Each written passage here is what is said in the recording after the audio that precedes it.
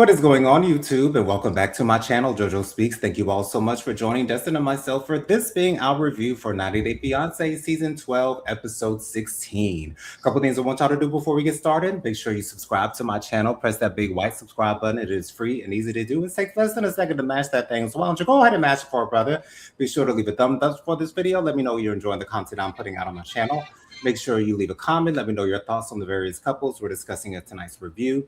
Also, be sure to press the notification bell so you're notified every time I post a new video. And last but certainly not least, be sure to share JoJo Speaks with all your family, friends, and loved ones. Let everybody know JoJo Speaks is out here in these YouTube streets. Quick announcement, I will be releasing my overall season review of Season 17 of The Real Housewives of Atlanta tomorrow before the end of the day.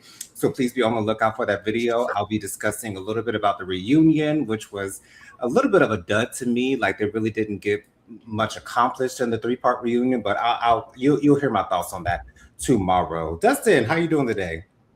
I'm doing okay. I'm glad to be back this week.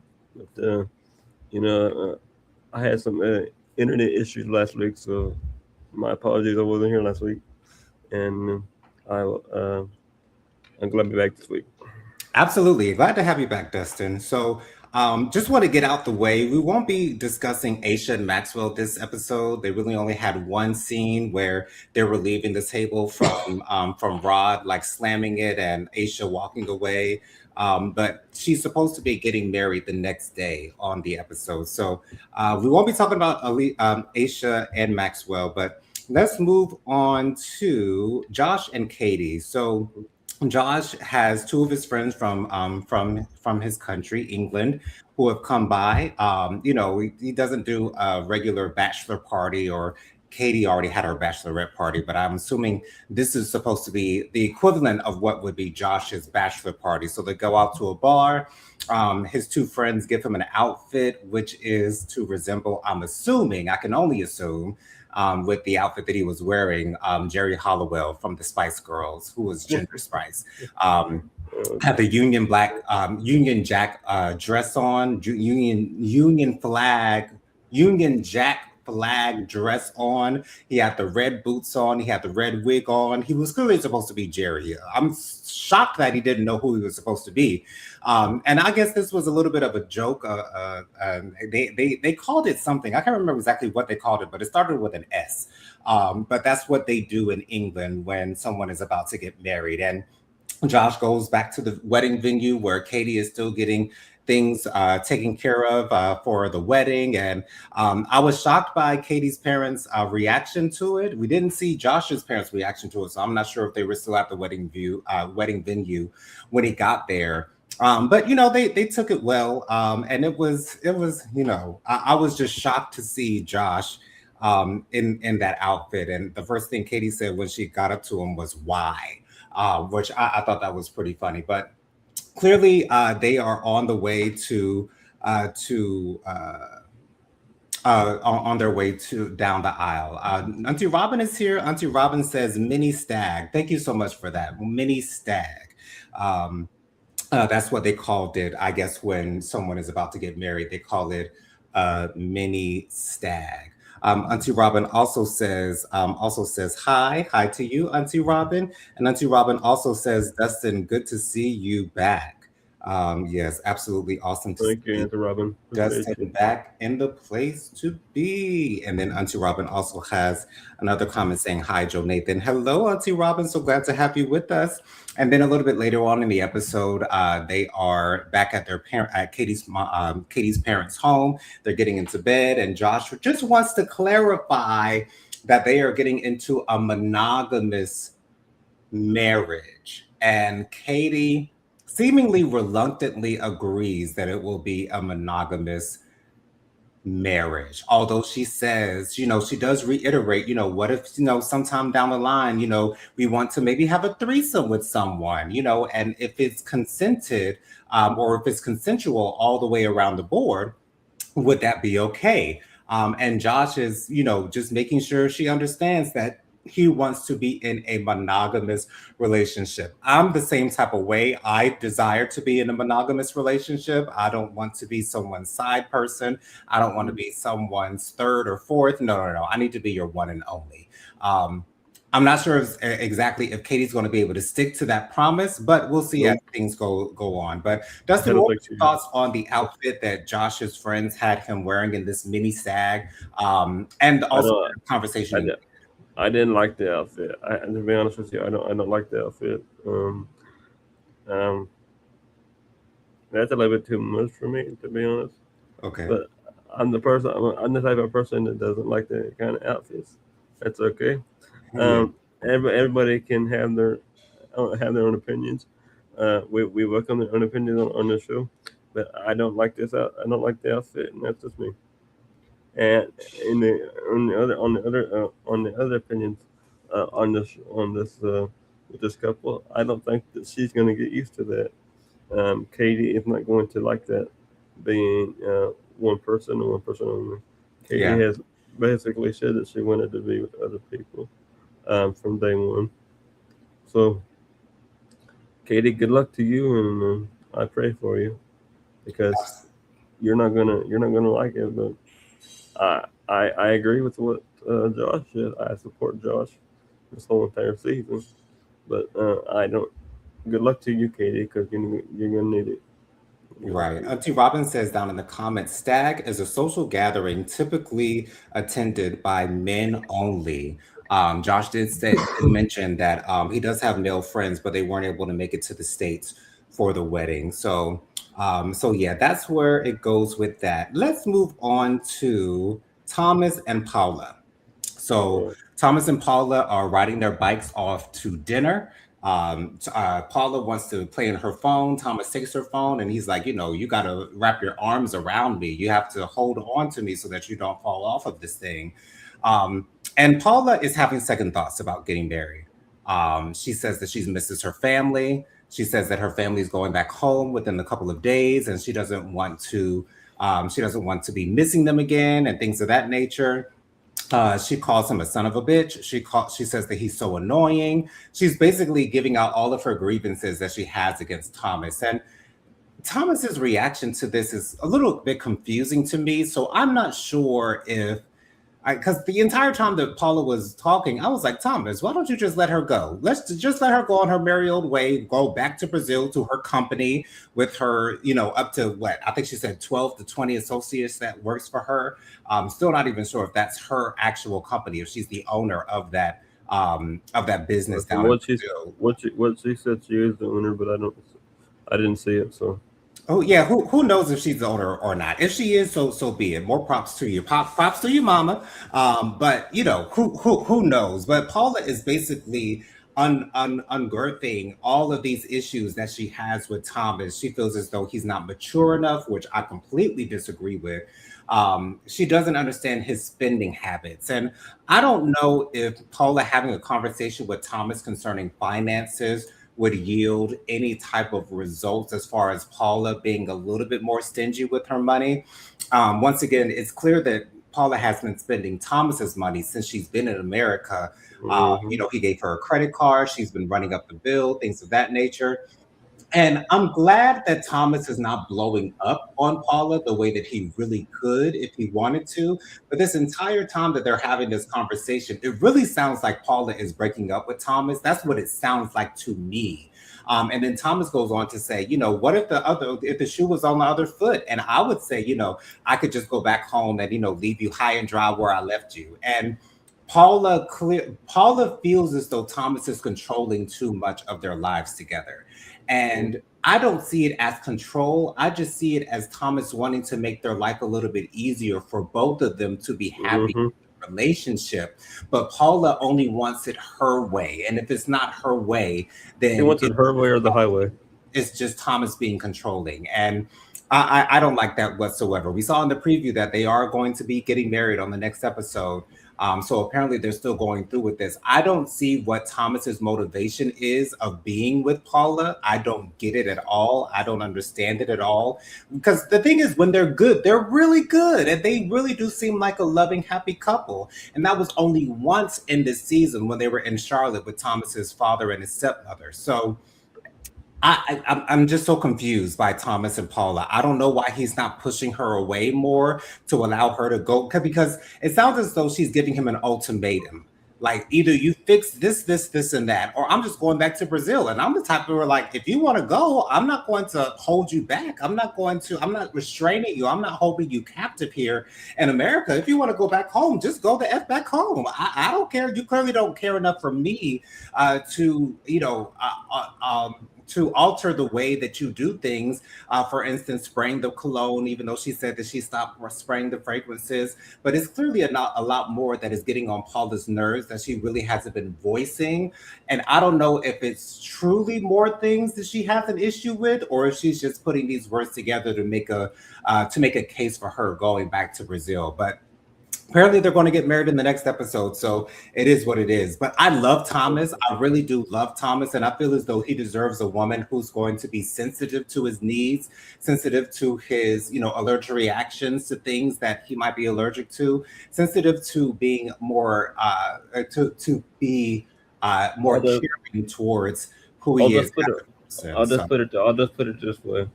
He deserves to be treated the way he deserves to be treated better than that than he has been by Paula, and he deserves to be loved and supported no matter what it is. I just put it that way.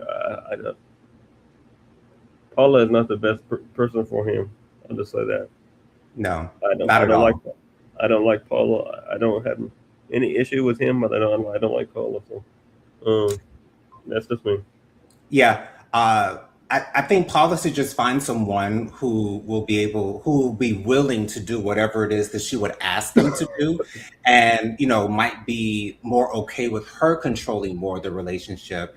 And Or I the could, thing is, Thomas or I, could be uh, aggressively controlling towards Paula, but he's right. not at all. What were you going to say, Dustin? Or I can say just be by yourself because sometimes it doesn't matter who you're going to be with. You're still not going to be happy. Um, so I think that Paula is giving me the feeling that it's better for her to just be by herself, so she can do whatever she wants to do, and so be it. Yeah, yeah, absolutely, absolutely. So, once again, they're getting married in the next episode, so we'll see how that goes. Again, I still can't comprehend the issues that Paula is having with Thomas. I don't get it, especially with her being in the position that she's in. She's here from a foreign country, seemingly with no money of her own. I'm not sure why she would not be spending her own money if she's got it. But hey, that it is what it is. But let's move on to Edward and Marissa. So Edward and Marissa seem to be on a better foot. They're having a conversation in the kitchen. Marissa is allegedly taking accountability for her walking off from from the dinner table on the previous episode. She's telling him to sort of kind of read the room and understand if she's in the mood to have a serious type of conversation. Even though she said now would be a good time in the particular scene that I'm speaking of, that they could have that difficult conversation, and they did not have the difficult conversation concerning her alleged infidelities, or not necessarily infidelities, but her being in communication with an ex boyfriend of hers. They still have not had that conversation, and they didn't have the conversation at the dinner table on the previous episodes either. But they Hmm. seem to be on a better foot. Edward is making an omelet for himself. I'm glad that he's able to cook for himself, things of that nature. And then a little bit later on in the episode, Marissa has a wine tasting with her mother.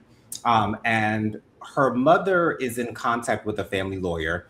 And the family lawyer reveals to Marissa some information that I feel as though, with her being on 90 Day Fiance, she should already be aware of. The fact that she will be financially obligated to take For care of 10 her years. partner for 10 years.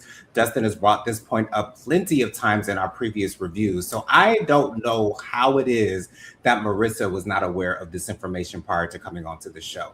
Um, My Now, words. Sorry about that. My oh, words yeah, is go ahead, Dustin. my words to Marissa. You should have done your research. It's public knowledge. It really is public knowledge. So you know what I mean. Right. Now, I am happy that Edward signed a prenup for Marissa. He signed it with no issues. He had no issue with signing the prenup, which I'm so glad that we did not have an argument concerning that. And Marissa's mother knew this, but Marissa Marissa's mother, I feel as though Marissa's mother means well. She's looking out for Marissa's best interest, and I can appreciate that. Some people might feel as though Marissa's mother's being insensitive towards Edward, but Marissa's mother doesn't know Edward, so she really doesn't owe him anything more than the respect that she's given him, and I can appreciate that. I tend to like Marissa's mother quite a bit. Um, Uh, but I don't know if we saw in the preview for the next episode, Marissa was sort of kind of having a breakdown. They also saw the wedding venue. Edward said that he was really nervous about getting married, and he's nervous about the fact that Marissa's sort of kind of up and down with, how committed she is with getting married to Edward. And she doesn't seem to be sure now. Marissa's mother asked her if she was 100% sure that she wanted to get married. And Marissa said, tentatively, might I add, that if she was asked right now in that moment, that yes, she is ready to get married to Edward. And y'all know how I feel about Edward and Marissa. It saddens me how much in love Edward is with Marissa, because Marissa clearly does not share those same feelings towards Edward. And to have any type of unrequited love on any level is sad for anyone who's in that type of situation. I'm not sure where this conversation about her having to financially support Edward for at least 10 years. I don't know if this is going to change her mind as far as whether she's ready to marry Edward or not. To be honest, I don't care whether it's going to affect whether she marries Edward or not. I just want Edward to go back to the Dominican Republic, find himself a nice young lady in his home country, and live a happy, peaceful life. And the same for Marissa. If she can find a man who'll be able to meet her demands, because that's what she has is demands in her relationship, then I hope that she can find that. I feel as though everyone deserves to be happy, but be happy with the right person, the person who's going to be able to be with you in the way that you are currently, and not expect you to change on the way.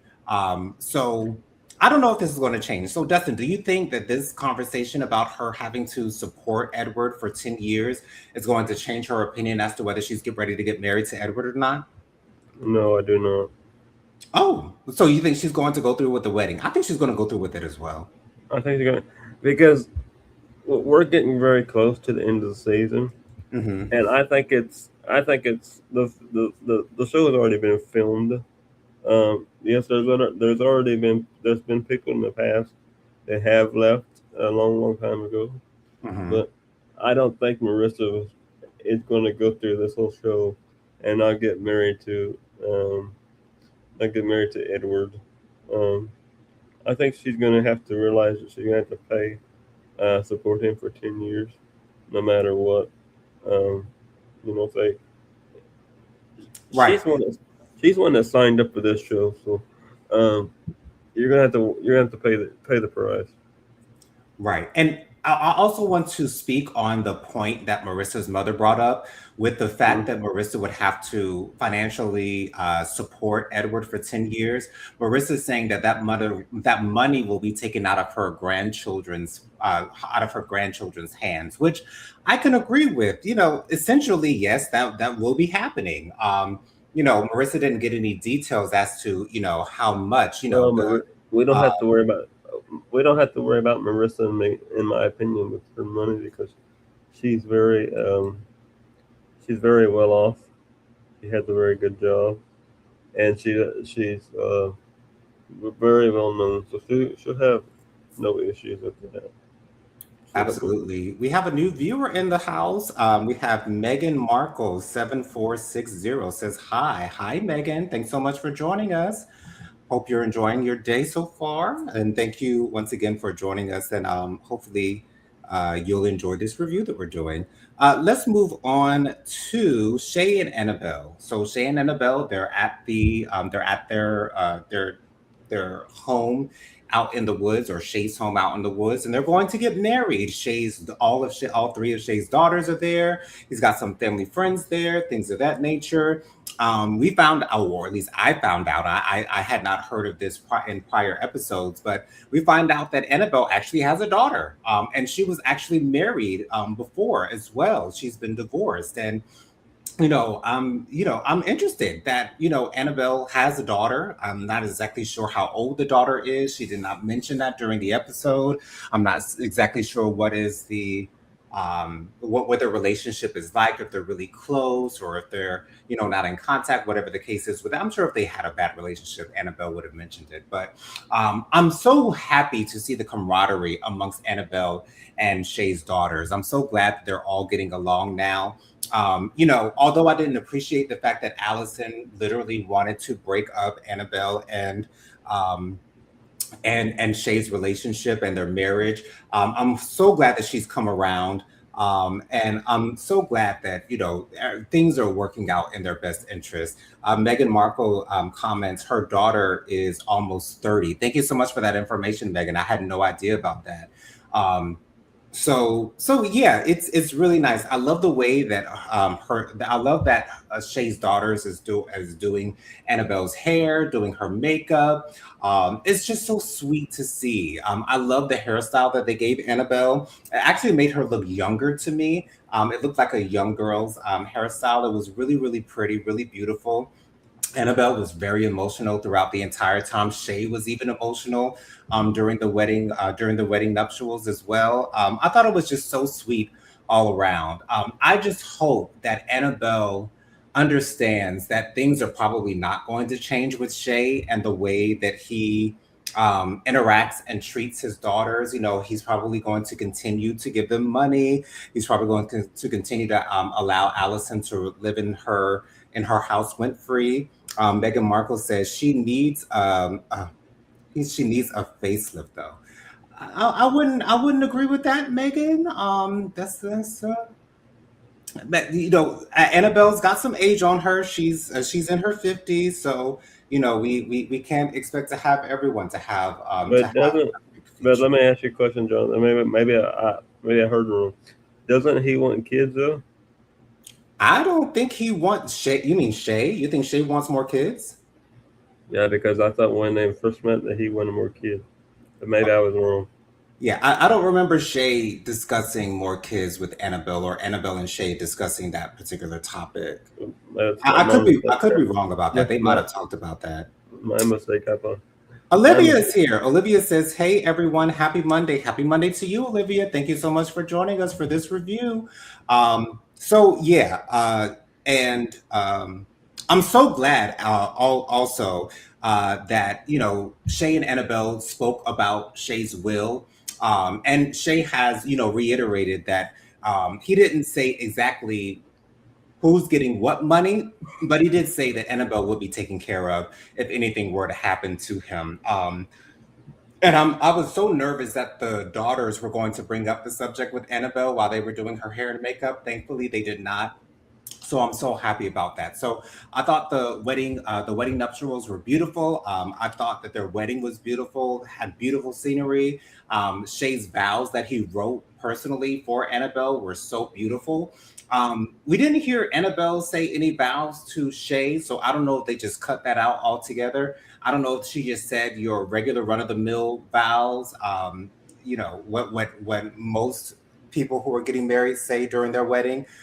So it is what it is. But I thought the entire ceremony was really really beautiful, and the setting was beautiful as well. Meghan Markle says she was intimate with Shay. The first 30 minutes they met. Annabelle is a 304. Um, and then we have another comment from Olivia coming up here. And Olivia says, Olivia says to Meghan Markle, "Oh, really? Wow, yeah, yeah. That's quite a bit." But anyways, Dustin, what were your thoughts on Annabelle and Shay's nuptials? The fact that Shay's daughters was doing her hair and makeup, them talking about the will for Shay. What are your thoughts altogether? I liked it. I mean, I actually I didn't have I didn't have the problem with it. But I did. I thought it was interesting when they were talking about the will Hmm. on national television. Um, but that's up to them. and I hope the best for all of these couples. I really do. But you also got to prepare for the you got to prepare for the unexpected. To be honest with you, with these couples, because life changes on a daily basis, and um, you have to be ready for the change. You have to be ready for my life has changed in the past 2 weeks, Hmm, majorly changed. So it's like yes, I'm a lot more happier now. I'm a lot more happier now than I was a long time ago. Than I was past 2 weeks. that's Uh, awesome. and that goes out to my best friend Jeremy Bryan. So yeah, I will. Yes, I will say that. But I'm here, and I will always continue to be here. But life does change on a daily basis, and some things change for the better, some things don't change for the better. I'm pretty sure Jonathan knows what I mean when I say that. But life does change on a daily basis, and you you take it as it rules, and you continue as it forwards. Absolutely, absolutely. And let's move on to our final couple, Rosh and Mallory. We're going to do this quick. This might be one of the quickest reviews we've ever done. But 90 Day Fiance can be quite repetitive. So Rosh and Mallory, they're going to their respective bachelor and bachelorette parties. Mallory's just going to go have some drinks with her two best friends at the bar. And Brandon, or Brandy, as Rosh refers to him as. Oh, and one of Rosh's friends who just so happens to live in New Jersey, but is from his home country of Turkey. He's joining them at the strip club. Brandon is taking Rosh and his friend to the strip club. This is Rosh's first time going to the strip club. And I was so happy that Mallory had no issues with Rosh going to a strip club because I know there are some women and men out there who do not like their partners going to strip clubs, but thankfully Mallory is extremely mature about it. I feel as though Mallory knows that Raj wouldn't cheat on her. I don't see Raj cheating on her at all. I don't see Mallory cheating on Raj. The opposite either. I don't see that happening whatsoever. Raj got his first lap dance. He was having a great time. The girl said, "It's your turn." They started taking off his shirt a little bit. He, kind of pushed him off a little bit, and then he got onto the pole. He swung around the pole a little bit. He did a back bend. Raj was just having a great time. So I was just so glad to see Raj having that great time. And then Mallory, when she was out drinking with her friends. She let them know that her sister and her mother would be coming to the wedding. However, her father will not be attending because her father does not agree with Mallory being a Christian and her marrying a Muslim in Raj. So there's that. We have heard that Mallory hasn't had the best relationship with her father. So I'm hoping that they can mend those fences somewhere down the line. Um, so yeah, it's that's how it's been. Give me just a moment. Let me read through these really quickly. It's So, been revealed he has yeah. So yeah, it was great to see that. Thankfully, I don't think Mallory's too sad about her father not attending her wedding. Although I'm sure, of course, she would love for him to attend her wedding, but they're just not in that place where he's going to be there. And of course, that is sad for anyone to not have their parents attend their wedding, but that's just the nature of their relationship, at least at this moment. But I'm just so glad to see Brandon and Rosh on better terms. I'm so glad that Brandon is willing to take on Rosh as a friend, to take on Rosh as a brother. I think that is so sweet and so beautiful. I just love Mallory and Rosh. Mallory and Rosh are hands down my favorite couple of this season of 90 Day Fiance. going to I feel as though they're one of the most authentic couples, along with Shay and Annabelle. I love Rosh and Mallory. Dustin, what were your thoughts on Rosh and Mallory's perspective bachelor and bachelorette parties? well, I didn't care for when I was in the strip club, but that's okay. Oh, Uh, I didn't care for that part, but that's me. But on the other side of that, I did like the rest of it. But if you're gonna be in a strip club, that should be a private situation. That's just me. But you know, so they can do whatever they want to do. This is the free room, so we can do whatever we want to do. So we're gonna continue on. But shout out to Mallory and Russ for. I hope they have a happy marriage, and hopefully they have a long life together.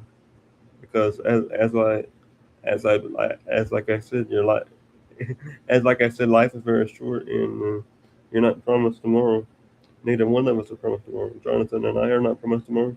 Either one of you that's on this live tonight, they're not promised tomorrow. So we have to take our life and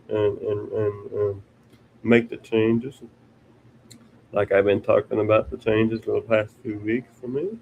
We have to make a lot of changes, and it's been the best change of my life. For the past Right. 2 weeks, and you do what you got to do.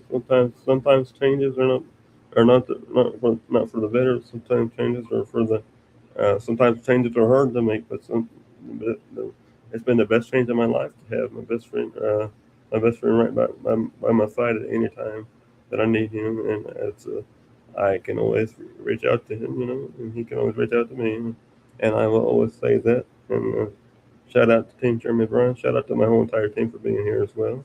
But I do want to say that life is always changing, and I'm pretty sure that Jonathan could say that for him as well. Absolutely, absolutely. Meghan Markle, I appreciate you coming, but just as Olivia asked, please keep it a little bit more classy in my comment section. That's why I haven't read the last couple of comments that you've posted concerning the fact that women in Philippines, do a certain thing, and Raj being on TikTok doing sexual things. Like, we will talk about sexual things on the show, but we like to keep it a little bit more classy on this side. Thank you so much, Olivia, for speaking up. I appreciate it. Thank you so much, all of you guys, for joining us for this review. This was a quick one, y'all, and yeah, I thought it was a good episode. We're going to see two weddings in the next episode. Mito and Debbie will be getting married, as well as Thomas and Paula, I believe, are getting married in the next episode. So we'll see what happens when that comes out. Be sure to be on the lookout for my reviews on The Real Housewives of Atlanta, the entire season. Again, that will be coming out tomorrow. Please be sure to What's check your that. thoughts on What's your thoughts on the entire season so far? That's what the video for tomorrow is. I can't say that it was boring, but it wasn't all that I expected it to be. Okay. So what do you rate that? What do you rate the season out of a 10? I give it about a five or six. I'll get about I a give it a five or 4. six. I didn't Um, like it. I but didn't like it. but yeah, and Megan, I understand you say that you're keeping it real, and that's cool. That's understandable. But once again, with my channel, I just like to be a little bit more classy. Once again, I don't mind talking about sexual things. That is cool. But I like to keep it on the classier side of things. Also, be sure to thank you so much, Megan. Thank you, Auntie Robin, and thank you, Olivia, for joining us for this review. We'll make sure you guys join me on Thursday night at 8 p.m. for my live Hot Topics and Social Commentary show. I go live every Thursday night at 8 p.m. with my sister Prophetic Fire Reiki, as well as our friend Bianca Edwards. We always have a great time talking about the latest happenings and goings on in the world. So join me every Thursday night at 8 p.m. for live Hot Topics and Social Commentary. And also be sure to join us next week, same time, same place, same beautiful faces for our review on episode 16 of season 12 of 90 Day Fiance. Thank you once again so much for joining us. We'll see you on the next video. Peace out, you